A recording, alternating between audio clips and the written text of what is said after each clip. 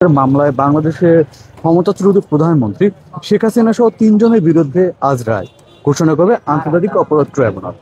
এরই কিন্তু মতবাদ এখানে কিন্তু দেখছেন যে কড়া নিরাপত্তা জারি হয়েছে। এখানে দাঁড়িয়ে আছেন বিজিবি আছেন, সেনাবাহিনী মোতায়েন করা হয়েছে, পুলিশ মোতায়েন করা হয়েছে। এছাড়াও কিন্তু আজকে যে নিষিদ্ধ আওয়ামী লীগ আছেন তারা কিন্তু এর প্রতিবাদে কমপ্লিট লকডাউনের কর্মসূচি পালনের ঘোষণা দিয়েছিলেন। এর এই জের ধরে কিন্তু রাজধানী সহ প্রতিটা স্থানে কিন্তু আসলে কড়া নিরাপত্তা জারি করা হয়েছে। দর্শক, আমরা কিন্তু এখন আপনাদেরকে দেখাতে চাচ্ছি যে এখানে যে আইন শৃঙ্খলা বাহিনী যারা আছেন তারা কিন্তু তাদের যে দায়িত্ব এবং দায়িত্বের উপরে কিন্তু তারা একেবারে অটল রয়েছেন।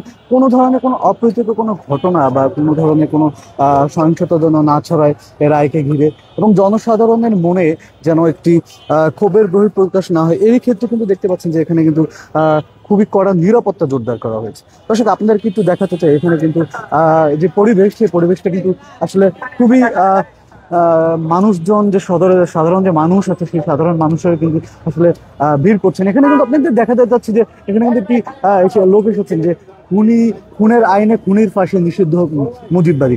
এর এসে কিন্তু রাজবাড়ি থেকে আসলে একটি লোক এসেছেন মতিউর নামে। তিনি কিন্তু বলছেন যে এই যে খুনি হাসিনার তার ফাঁসির দাবিতে কিন্তু আসলে তিনি এখানে দাঁড়িয়েছেন। এছাড়াও কিন্তু এখানে সাধারণ মানুষজন যারা আছেন তারা কিন্তু তাদের যে একটি ক্ষোভ প্রকাশ, যে জুলাই আন্দোলনে যে গণহত্যাকারী ফ্যাসিস্ট শেখ হাসিনা, স্বৈরাচারী যে শেখ হাসিনা ছিলেন, তার আজকে রায় ঘোষণা করা হবে।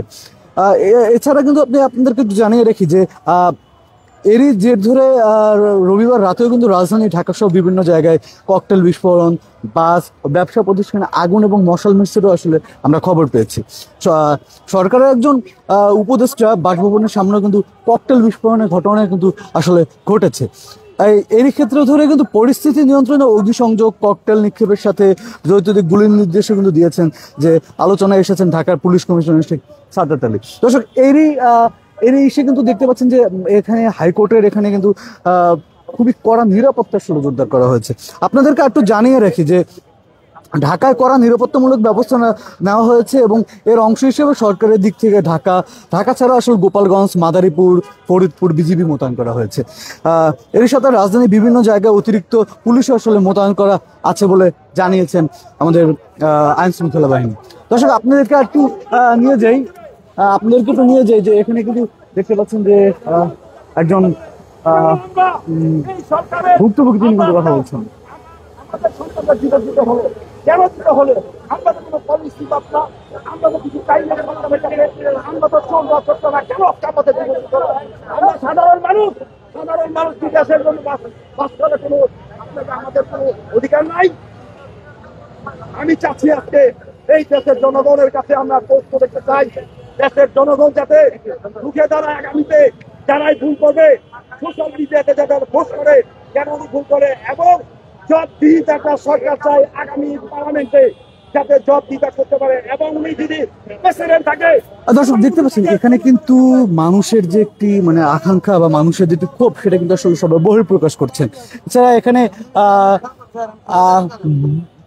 মঞ্চ 24 থেকে কিন্তু এখানে আসলে তারা এখানে দাঁড়িয়েছেন যে খুনি শেখ হাসিনা রায় পরবর্তী বা ছাত্রদের আমাদের প্রতিক্রিয়া সম্মেলন কিন্তু এখানে তারা করবেন, এমনটাই কিন্তু দেখতে পান যে হাইকোর্টের সামনে তারা কিন্তু এখানে অবস্থান করছেন।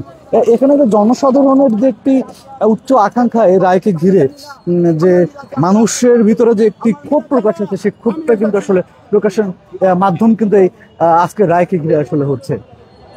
দর্শক, দেখতে পাচ্ছেন যে আপনাদের কিন্তু দেখানোর ট্রাই করি যে হাইকোর্টের যে গেট, সেই গেটে কিন্তু আসলে কড়া নিরাপত্তার মাধ্যমে কিন্তু আসলে প্রতিটি মানুষ এবং গাড়ি সহ অন্যান্য কর্মকর্তাদের কিন্তু এখানে আসলে ঢুকানো হচ্ছে। আপনাদেরকে জানি যে 13ই নভেম্বর কিন্তু আসলে রায়ের দিন আসলে ধার্য করা হয়েছে।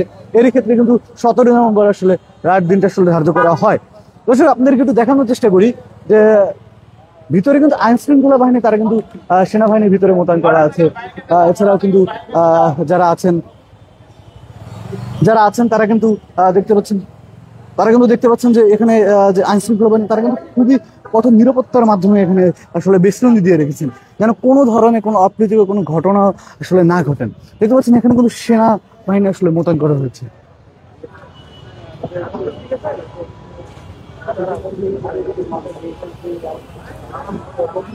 দর্শক